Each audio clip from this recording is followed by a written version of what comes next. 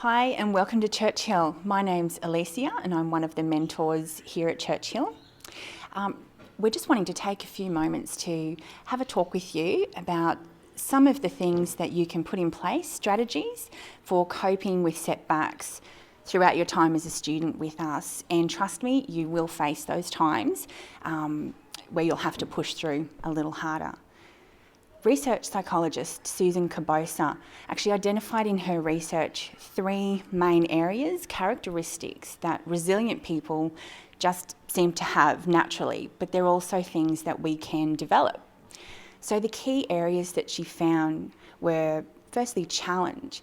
So people who tend to be more resilient seem to view challenges or setbacks as challenges, as opportunities for growth, not as failures and defeat.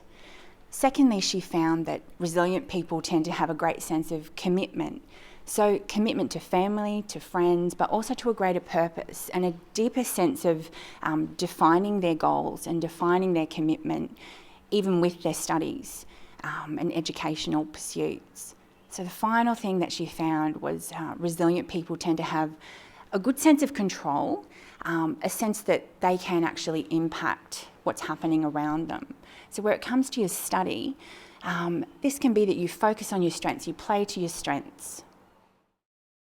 So one of our amazing mentors at Churchill, Barbara Killick, is going to share with you a great story. It's more than a story though, because this is Barbara's life and her experiences, and she's experienced great setbacks in her life, but also was able to push through and overcome those setbacks and has achieved great things. So please listen to our story. I hope that you'll enjoy it. I'm sure that you'll gain some great strategies and principles that you can apply as a student during your time here at Churchill in building your own resilience. When I was in my mid-20s, my first child started school, and then a couple of years later my second child started school, and I got a terrible shock when the teachers approached me to mark my children's homework, and I thought, well, you know, I do check my children's homework, they do it. And she said, no, you've got to sign the paper. And so I thought to myself, well, okay, I didn't know that because I didn't read that. So I went home, and anyway, I started working with my children with their school entry books and realised I actually couldn't read their school entry books. So that's when I actually realised I actually couldn't read, because prior to that it was not a problem for me because I used all the other excuses to not have to read. For example, I did, for a grocery list, I would use pictures. Like I would use, if I needed to buy fruit, I would just draw some apples, or if I needed to buy milk, I'd just draw a bottle of milk, or circles for toilet rolls, or whatever I needed. So I actually didn't need to write. I never even thought about it because it's just the way I always had done it. And so then I started thinking about, okay, I need to change some things because this was unacceptable and I wanted things better for my children. So I started learning to read by teaching my children how to read their first entry school books, and as they progressed over the next few years, I progressed with them.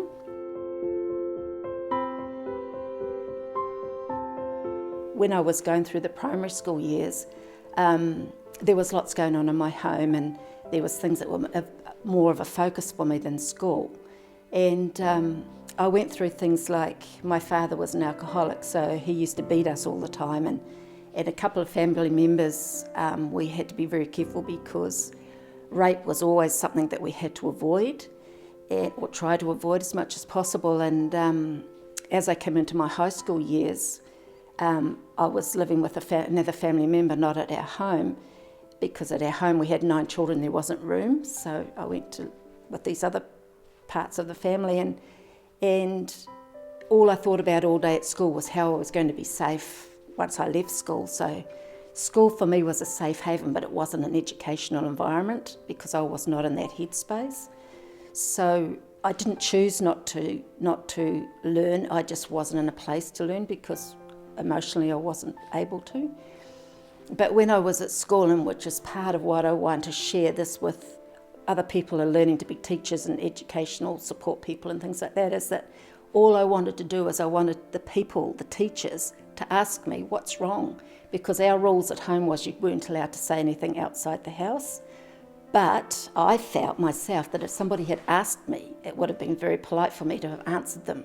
So I was waiting for a teacher to say to me, what's wrong? Or what's the issues, or whatever else, because I was really misbehaving, trying to get some attention, just for somebody to say to me, what's wrong?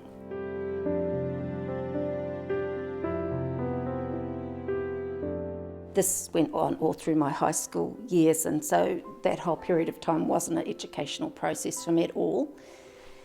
It was just a self-survival. And then as I left school and got a job, although I couldn't read or write, I could do many things which anybody who has a trouble with literacy or any particular skill knows that there's 101 ways you can do things so that people don't know you can't do it. And I'm very good at doing that. And so that's my background. And then now to bring you up to speed to where I was as an adult, I decided that there was a point in time where I wasn't going to be a victim anymore. As time went by, I keep teaching myself to read. I would get whatever material I could do. I didn't have the internet then, so I didn't do all that sort of thing. And then I got to a point where I thought, okay, well, I'm going to go to college. And I didn't even know really what college was.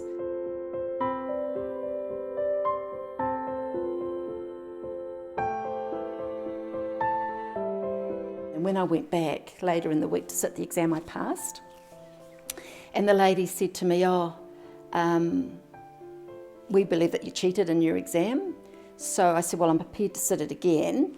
Can I sit in this office by myself so I can do it? And I did it, and I passed it.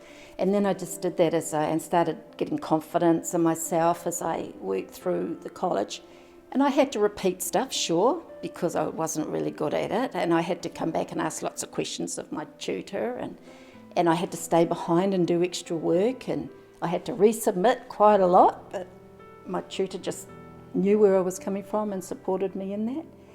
And then 3 years later, I graduated as a trained qualified teacher. And that was awesome. And that just opened the door to so many other things. Then once I got my qualifications, being the person who I am, that wasn't enough. So I decided I was actually headhunted to go and open a childcare centre for another person. So I helped them set up their business, got all their rules and regulations, their national framework done, all that sort of stuff. Wrote all their policies and procedures and got them established. Then I was headhunted by another group, so I went to them. And then I thought, okay, if I can open one for them and if I can set up the business for this company, I can set up my own and then I could be the boss.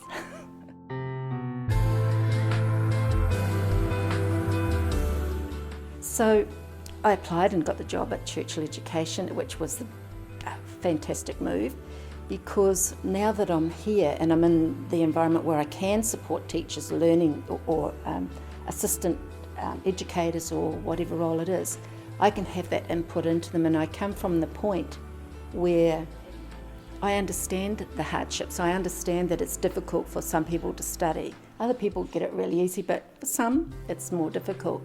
And I can tell when I'm talking to a student that they're hiding just as much as I used to hide, and they're feeling insecure with, okay, this is a new environment for me. I haven't studied for 20 years or whatever else, and it is difficult. And we understand that at Churchill, that not just myself but other mentors know, and we respect the fact that everyone's come from different journeys and have different life skills and different things that have affected their lives. And we work really hard on a one-on-one with each of our students to ensure that we get to know them and you get to know us as individuals. And therefore I would encourage the students who are already at Churchill and students who are looking to come to Churchill to speak with us and ask questions and be honest about where they're at, and then we can know how to help best.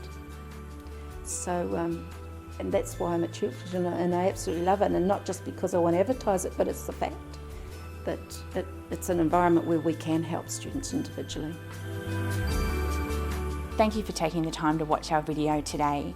I'm sure that you would have gained some great strategies through hearing Barbara's story and how she overcame adversity and moved on to become a great success. So please remember that, to just be mindful of building that resilience and using and applying those strategies throughout your time that you're studying here with us. And also remember that at Churchill, our mentors, we have a great team of mentors, and they're always available here to support you and to help you through your journey. You're going to do great. We believe in you. You can do it.